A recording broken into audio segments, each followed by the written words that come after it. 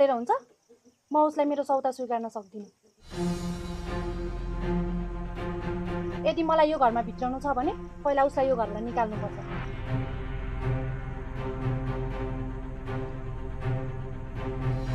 के भन्दैछौ बुहारी तिमी? म सही भन्दैछु आमा। उसलाई यो घरबाट निकाल्यो भने मात्र म यो घरमा भित्रिन्छु, नत्र भित्रिदिनँ।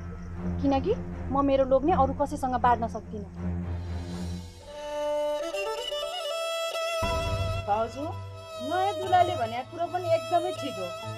हजुरलाई यो घरमा वंश धान्नलाई नाति चाहिन्छ भनेदेखि जेठी दुलाईलाई यो घरबाट बिदाई गर्नै पर्छ। यस्ती बाँझी आइमाईलाई म यो घरमा कहाँ राख्छु र? पुरुक्कन आफ्नो झिटी कुण्टा बोकेर गइहाल्छ त यहाँबाट।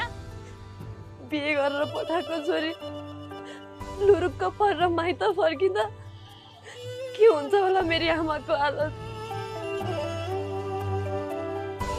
बरु म यही घरको एउटा कुनामा बस्छु, घरको सबै काम गर्छु।